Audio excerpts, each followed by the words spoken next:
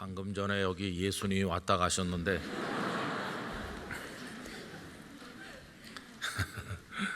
그나저나 큰일 나셨습니다. 왜 그러냐 하면 나와 같은 아이 부르셨다고 그러는데 다 어르신들 많이 앉으셨잖아요. 그럼 오늘 날 안 부르셨는데 내가 괜히 왔나? 이렇게 하고 가실 필요 없으세요. 잘 오셨어요. 왜 그러냐 하면 우리 나이랑 상관없이 우리 모두는 하나님의 어린이입니다. 하나님 앞에는 다 우리가 어린 아이 같아요.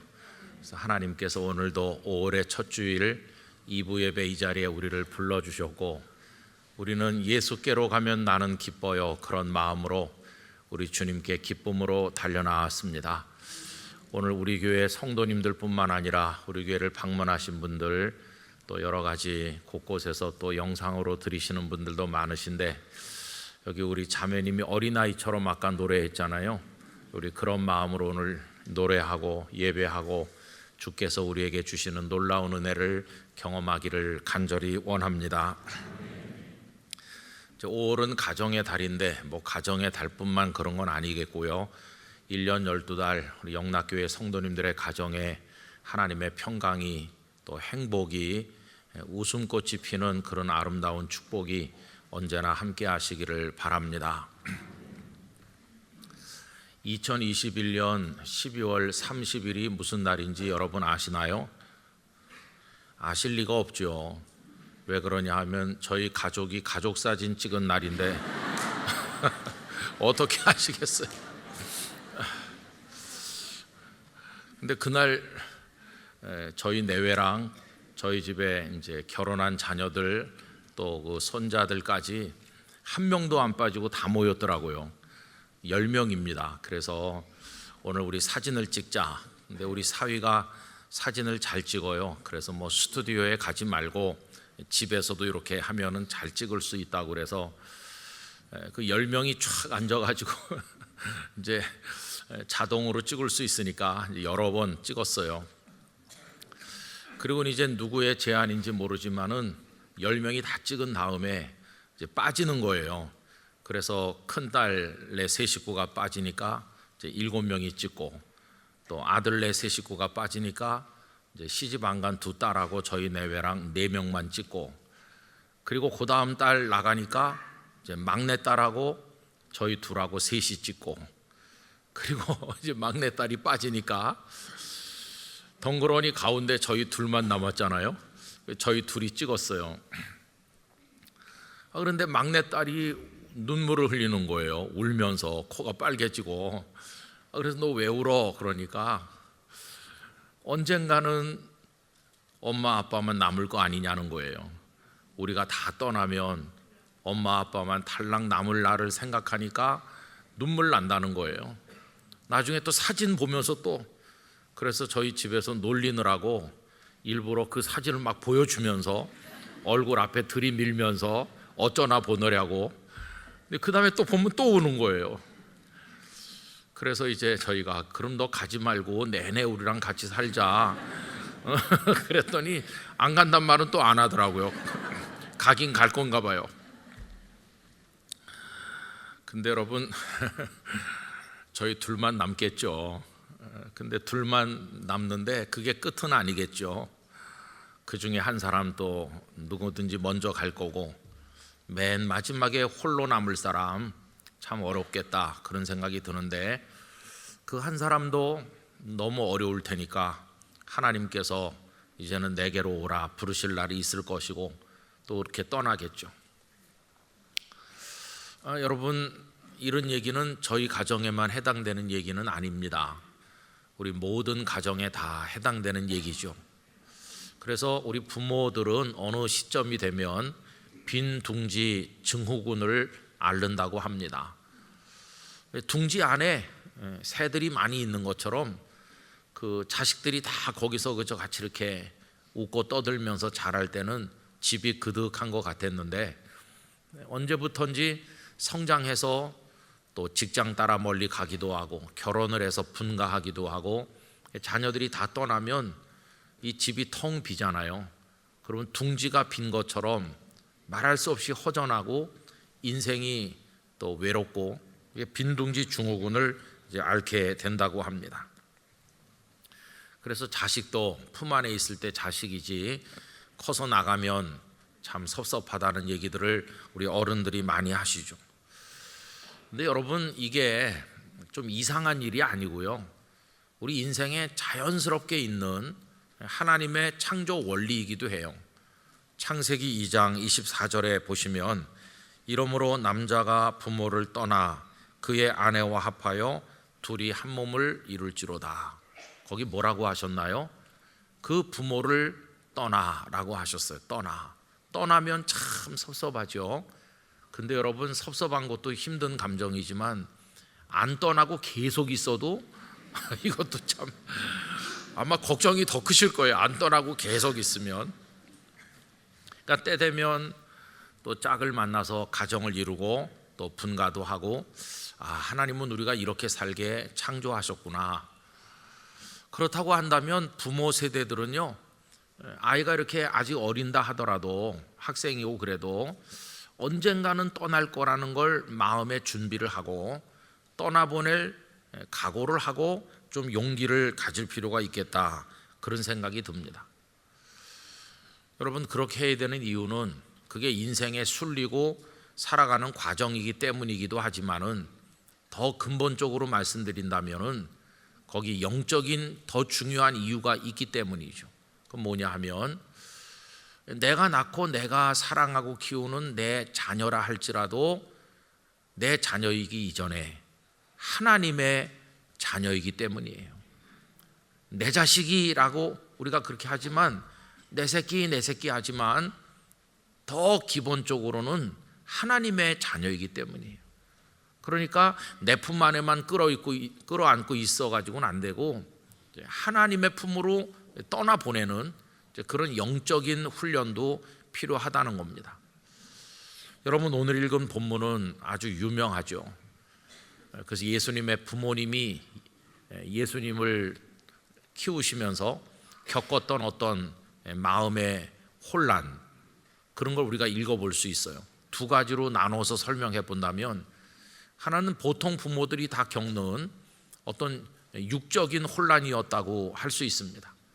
예수님께서 12살이 되었을 때 그 가족들이 유월절을 지키기 위해서 예루살렘에 갔는데, 절기가 끝나고 나서 사람들이 다 돌아오는데 당연히 누군가와 같이 가고 있을 것이다, 이렇게 생각을 했었는데, 하루가 지나고 보니까 예수님이 안 보이시거든요.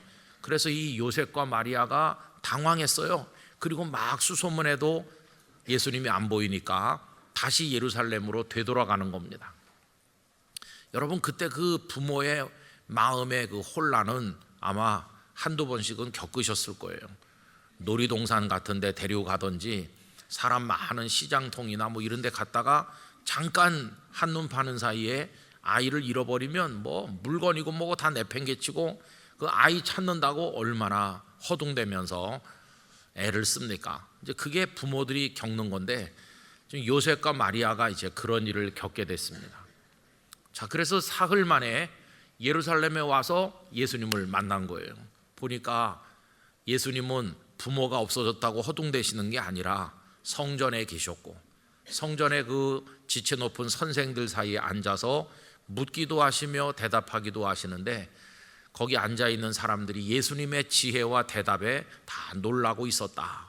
그 모습을 요셉과 마리아가 보았을 때 반갑기도 하고 안도하기도 하면서, 또 그 지혜로운 말씀으로 선생들과 나누는 걸 보면서 막 기쁘고 대견한 마음도 있었겠죠. 어쨌든 예수님을 찾아다니는 그 마음에 그 허둥지둥했던 모습, 그게 이 부모가 겪었던 첫 번째 혼란이었어요. 자, 그런데 그거보다도 더 심각한 혼란은 예수님을 만난 이후에 왔습니다. 예수님을 만나고 나니까 반갑기도 하지만 또 부모된 입장에서 약간 꾸중하듯이 말을 했거든요. 여러분, 그게 48절입니다. 그의 부모가 보고 놀라며 그의 어머니는 이르되, 아이야, 어찌하여 우리에게 이렇게 하였느냐? 보라, 네 아버지와 내가 근심하여 너를 찾았노라, 이렇게 말하죠. 네 아버지라고 그래요. 네 아버지 요셉을 가리키는 거고 나 너의 어머니. 그러니까 이제 요셉과 마리아는 당연히 예수님에 대해서 우리가 너의 부모다 하는 거죠. 그래서 너를 찾았다. 그런데 예수님의 그 다음 대답이 매우 의미심장합니다. 49절 말씀 우리 함께 읽읍시다. 예수께서 이르시되 어찌하여 나를 찾으셨나이까? 내가 내 아버지 집에 있어야 될 줄을 알지 못하셨나이까 하시니. 여러분, 이 예수님의 대답을 그 옆에 있는 누군가가 들었다고 한다면 아마 깜짝 놀랐을 거예요. 그러면서 저 버릇없는 대답을 하는구나, 아마 그렇게 오해했을지도 몰라요. 왜 그러냐 하면 우선 부모가 자녀를 찾는 게 당연한 거 아닙니까? 그런데 어찌하여 나를 찾으셨나이까? 아니 어떻게 저렇게 말할 수 있나? 부모가 자녀를 찾는 게 당연한 거면 아이고 죄송합니다 이렇게 말해야지 어찌하여 나를 찾으셨나이까? 아마 다른 사람이 들었으면은 그런 생각했을 거예요. 여러분, 예수님의 이 말씀이 날 찾지 마세요 그런 뜻인가요? 그게 아니죠. 그 다음 얘기를 하시기 위한 건데, 그 다음 얘기가 뭐냐 하면 내가 내 아버지 집에 있어야 할 줄을 알지 못하셨나이까? 여러분, 이게 이제 예수님이 정작 하시고 싶은 말씀인데, 이 말씀을 하셨을 때 그 50절에 보시면 그 부모가 그 대답이 무슨 뜻인지를 깨닫지 못했다고 그랬어요. 여러분, 예수님의 이 난해한 말씀이 무슨 뜻일까요? 지금 예수님이 계신 곳이 어디였죠? 성전이죠. 성전은 누구의 집입니까? 하나님 아버지의 집이죠. 그런데 지금 예수님께서 그 성전에 계시면서 그 성전을 가리켜서 내 아버지의 집 이렇게 말씀하잖아요. 성전이 내 아버지의 집이라는 거예요. 성전은 하나님의 집인데, 이 말은 결국 무슨 말씀입니까? 나는 하나님의 아들입니다, 그런 얘기입니다. 나는 하나님의 아들이기 때문에 내 아버지의 집인 이 성전에 있는 게 하나도 이상한 일이 아닌 당연한 일입니다 라는 것을 말씀하는 거죠. 여러분, 예수님의 어머니나 아버지나 그 예수님이 자신들의 인간적인 아들이 아니라 하나님의 아드님이라는 걸 다 알고 있었어요. 천사 가브리엘이 와서 처녀 마리아에게 아들을 낳을 거라고 수태를 고지하던 그때 이미 다 말해 주었습니다. 누가복음 1장 35절, 천사가 대답하여 이르되 성령이 내게 임하시고 지극히 높이신 이의 능력이 너를 덮으시리니 이러므로 나실 바 거룩한 이는 하나님의 아들이라 일컬어지리라. 하나님의 아들이 너를 통해서 태어나실 거다, 하나님의 아들이시다, 이거 다 말해줬어요.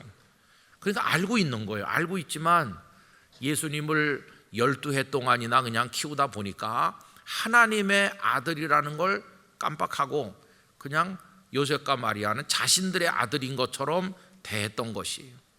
그런데 예수님은 이 대목에서 당신이 하나님의 아들로 이 땅에 오셨다는 사실을 다시 한번 확인시켜 준 것을 우리가 보게 되는 것이죠. 육으로는 요셉과 마리아의 아들인 것처럼 보였으나 예수님은 하나님의 아들이신 것이죠. 베드로의 신앙 고백, 주는 그리스도시요 살아계신 하나님의 아들이시니이다. 그래서 내 아버지 집 여기 있는 게 맞는 겁니다, 그렇게 이제 말씀을 하신 거죠. 여러분, 저는 오늘 이 말씀을 우리가 우리 자녀들을 대할 때 그대로 적용하기를 원합니다. 왜 그러냐 하면 우리들의 자녀도 예수님이 하나님의 아들이라는 차원에서와는 좀 다르지만 어떤 의미로 우리들의 자녀도 하나님의 자녀이기 때문에 그렇습니다. 여러분, 우리들의 자녀도 우리 자녀이기 이전에 하나님 아버지의 자녀죠. 그들에게 생명을 주신 분 하나님이십니다. 그리고 육체적으로는 부모인 우리들을 통해 이 땅에 태어나게 하셨고 그들을 이끌어 가시고 보호하시고 세상의 이치를 깨닫게 하시고 영의 눈이 열려서 하나님을 아빠 아버지라 부르도록 만드시는 분이 하나님이십니다. 그들에게 미래를 보는 눈을 주시고 세상을 향한 꿈과 포부를 가지게 하셔서 열정적으로 달려가도록 그들의 마음을 움직이시는 분도 하나님이십니다. 무엇보다도 그들을 죄와 사망에서 영원히 구원하시는 분이 하나님이시지 우리가 아닙니다. 그래서 우리의 자녀는, 우리 손자 손녀들은 하나님의 자녀라는 사실을 신앙 고백 차원에서 우리 부모들은 언제나 고백해야만 될 것입니다. 그래서 여러분, 우리의 자녀를 하나님의 품에 내어드릴 수 있기를 원합니다. 하나님의 자녀이기 때문이죠. 우리는요, 자식들을 사랑해요. 그래서 내가 가진 재산, 내가 가진 어떤 명예 다 아낌없이 줄 수 있어요. 그렇지만 다 준다고 그래도 생명을 줄 수는 없어요. 부모는 그 사랑과 능력에 한계가 있습니다. 우리들이 자식에게 좋은 음식을 먹일 수는 있지만은 자라게 할 수는 없고, 좋은 옷을 입힐 수는 있지만은 그 발그레하고 예쁜 얼굴을 줄 수는 없고, 좋은 학교에 데려다 줄 수는 있지만 지혜를 줄 수는 없고, 여러 친구를 만나게 해줄 수는 있지만 그들 사이에 우정과 사랑이 싹트도록 해줄 수는 없는 거 아닙니까? 그게 우리 부모의 한계예요. 우리 부모가 아무리 애써도 그런 걸 해줄 수는 없어요.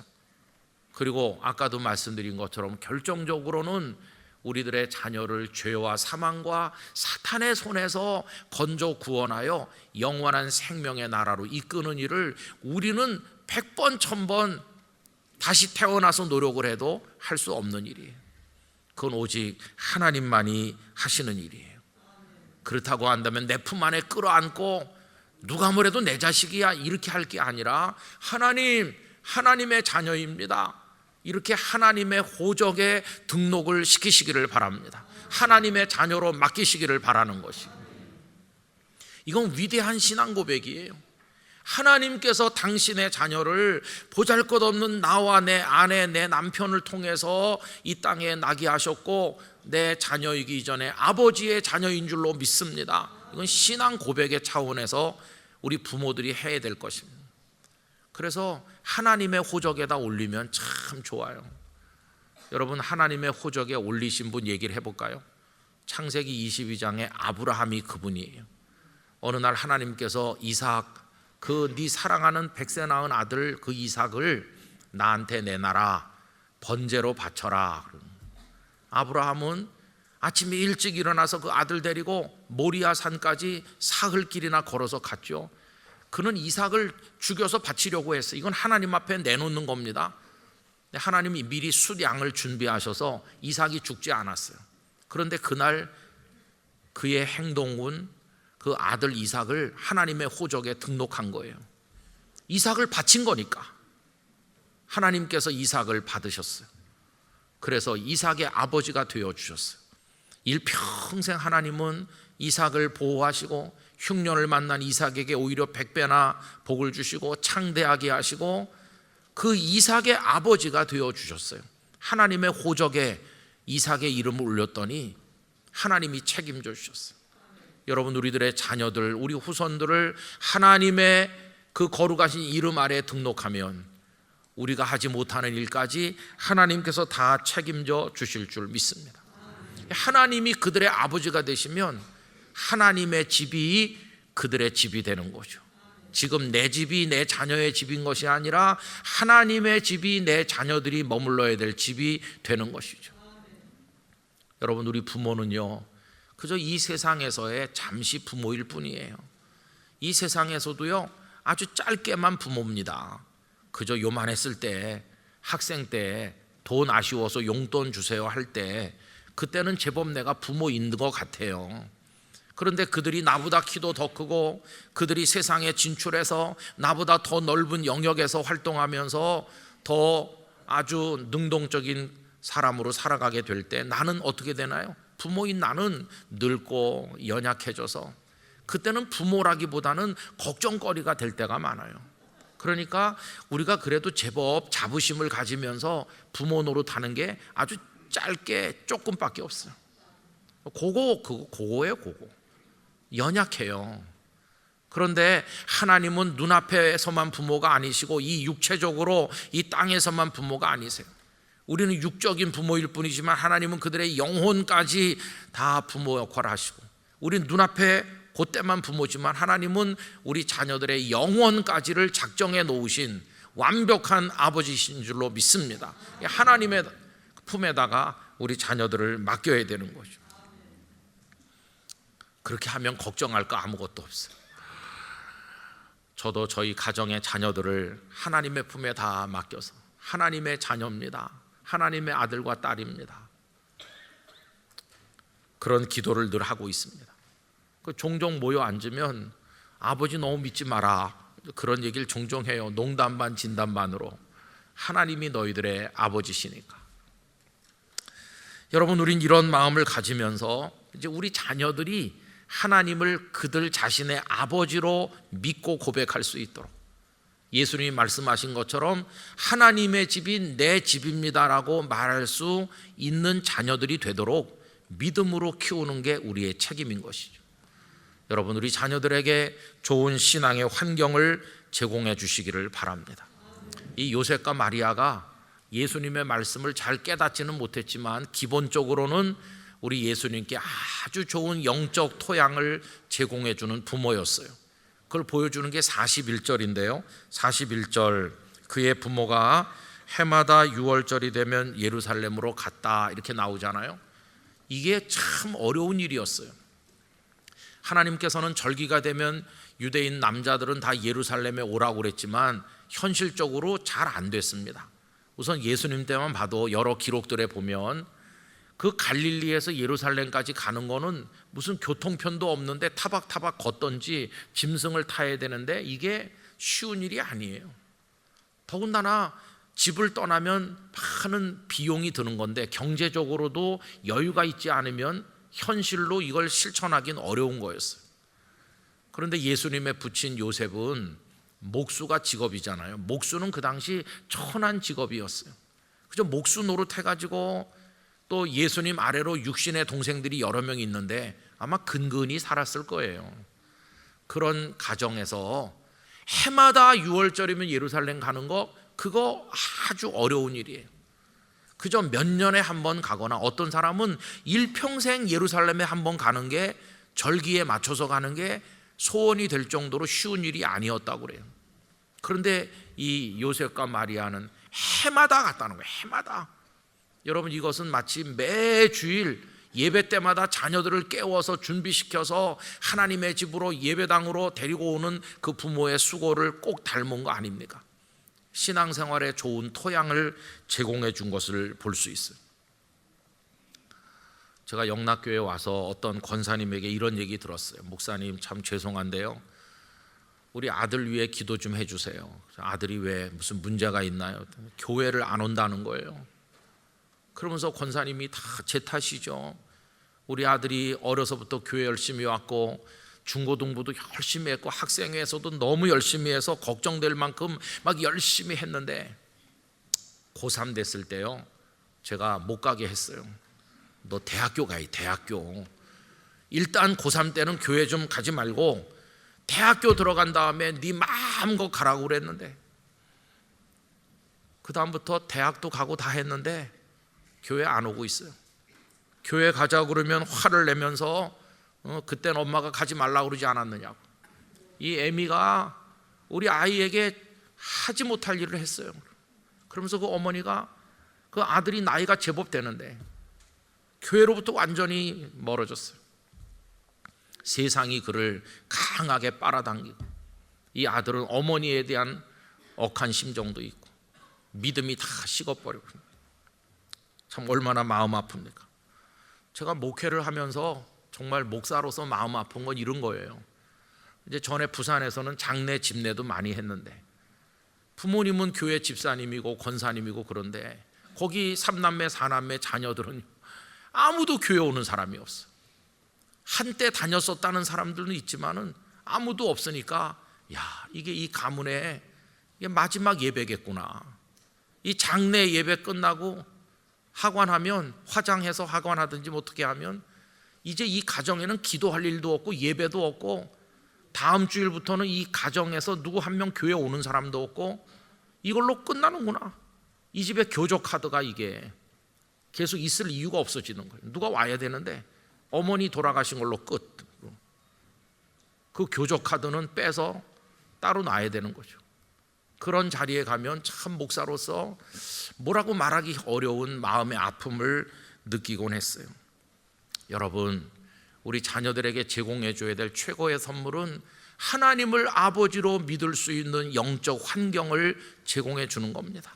그냥 성공해야 된다, 공부해야 된다, 남을 제치고 앞서 나가야 된다, 출세해야 된다, 이런 거로 우리 아이들을 몰아붙이지 말고, 그런 게 중요하지만 그보다 더 중요한 거, 하나님을 경외하는 거. 남들이 다 하는 대로 유행을 따라 사는 게 아니라 진리를 따라 옳은 길로 가는 거. 당장은 손해가 되더라도 희생적으로 주님의 삶을 본받을 수 있는 용기, 이런 걸 가르쳐 놓으면 우리가 그렇게 원했던 모든 것들은 하나님이 이삭에게 복 주시듯 우리 자녀들에게 주실 줄로 믿습니다. 그래서 우리 자녀들이 그런 걸 배우도록 키워야 되는데 그걸 잘 못하고 있어요. 그래서 우리 자녀들이 우리 부모가 나에게 억만금을 물려주진 않았지만 우리 부모님은 나에게 참 인생이 뭔지를, 복된 삶의 방법이 뭔지를, 하나님이 나의 진정한 아버지임을 우리 부모님은 나에게 각인시켜 주셨다고 이렇게 말할 수 있는 믿음의 부모가 되어야 되지 않겠습니까? 여러분, 이를 위해서 우리 기도하기를 원합니다. 레몬 크리스티안이라고 하는 분이 어거스틴의 어머니 모니카 전기를 썼는데요, 그 전기 우리말로 번역된 책 이름이 아주 가슴에 와서 닿아요. 책 이름이 이렇습니다. 아들아, 내 치마폭에는 눈물과 기도가 담겨 있다. 우리는 치맛바람 많이 일으켜요. 치맛바람.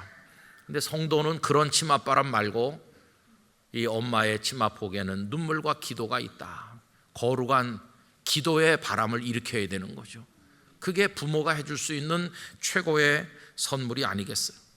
그래서 우리 자녀들이 하나님을 잘 경외하도록 기도하고, 다른데 어디 있는 것보다도 우리 아들, 딸들이 예배의 자리에 있는 것을 행복해 하도록 우리가 기도해 줘야 된다고 믿습니다. 그게 이제 우리가 해야 될 일인 것이죠. 여러분, 자녀를 위한 방울방울 흐르는 눈물의 기도, 그 눈물 한 방울이 보석과 같이 돼서 우리 자녀들에게 축복으로 나타날 줄로 믿습니다. 그리고 이제 마지막으로 드릴 말씀은요, 아까 우리 찬양에서도 예수께로 가면 나는 기뻐요 그랬는데, 그 예수님께로 갈 때 누리는 기쁨을 우리 성도들이 먼저 체험하시기를 바랍니다. 우리도 다 하나님의 어린이니까 우리가 먼저 하나님의 집을 사랑하고 예배당을 사랑하고, 우리가 먼저 이 자리에서 하나님 아버지, 나의 아버지십니다, 여기가 나의 집입니다, 여기서 쉼을 얻고 기쁨을 얻고, 우리가 먼저 여기서 천진난만한 어린아이처럼 활짝 웃을 수 있는 그런 성도가 된다면 우리 자녀들도 우리를 보고 그렇게 될 줄로 믿습니다. 여기 하나님의 집에서 행복을 맛보는 사람은 언젠가 저 천국이라는 하나님의 집에 한 사람도 빠짐없이 들어가게 될 줄로 믿습니다.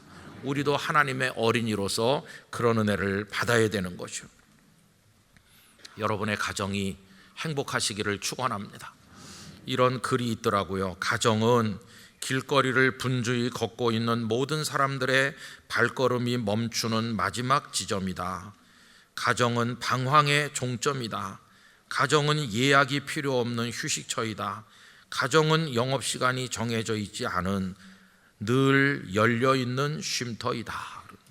여러분, 그게 가정이죠. 오늘날 가정들이 다 깨지고 가정이 만들어지질 않고 가정이 해체되는 거 너무나 마음 아픈 일이에요. 오늘 올라와서 꽃꽂이를 한참 쳐다봤어요. 이 꽃을 받치고 있는 수반이 뜰과 같은데 여러 가지 꽃이 지금 다양한 꽃이 피어났잖아요. 우리 가정이 뜰악과 같은데 가정이라는 뜰악에 다양한 꽃들이 피어나요. 거기 사랑의 꽃도 피고, 또 거기 행복도, 거기 위로도, 격려도, 용서도, 뭐 여러 가지 꽃들이 성도들의 가정에 피어나시기를 바랍니다. 그 모든 것이 가장 우뚝 솟은 건 뭡니까? 가장 우뚝 솟은 건 사랑이죠. 사랑의 마음, 그 하트. 제가 올라와서 유심히 보니까요, 이게 색깔이 좀 다르더라고요. 앞에 있는 건 조금 더 진하고 뒤에 건 약간 연한데, 우리 가정의 사랑도 어떤 때는 강렬하기도 하고 어떤 때는 약간 좀 흐린 것 같이 덤덤한 것 같기도 하고, 하얀 거 있었으면 더 좋았을 거예요. 하얀 거는 사랑이 아닌 듯 하지만 사랑인 거, 그런 것도 있어요. 그죠? 그래서 거기서 막 꽃이 피는데 그게 마지막에 웃음꽃이 피는 거예요. 웃음꽃이. 애들은 키득키득키득 하면서 깔깔깔깔 웃고, 어르신들은 허허 그러면서 웃고, 그냥 미소 짓기도 하고 다양하게 웃어요. 다양하게 웃으면 그게 다 합쳐져 가지고 멋진 하모니가 되면서 세상에서 들을 수 있는 최고의 합창이 되는 거예요. 그게 여러분들의 가정에서 피어나서 하나님 앞에 올려지시기를 바랍니다. 그 웃음꽃으로 올려드리는 합창을 하나님이 들으시고 하나님도 미소를 보태주시는 거예요. 얼마나 아름다운 가정인 것입니다. 우리 영락의 가정들이 그와 같이 되시고, 그래서 우리 어른이나 아이나 할 거 없이 하나님은 나의 아버지, 하나님의 집은 나의 집, 그거를 우리 대대손손 이어내려가는 축복의 가정들 되시기를 간절히 축원합니다. 기도하겠습니다. 아버지 하나님, 가정 주셔서 감사하고 가족 주셔서 감사합니다. 우리의 가정이 천국이 되게 해주시고 하나님의 집이 내 집이에요 이렇게 말하는 후손들을 키워내게 하여 주시옵소서. 예수님께로 달려가 기쁨을 얻는 저희 모두가 되기를 예수님의 이름으로 기도드리옵나이다. 아멘.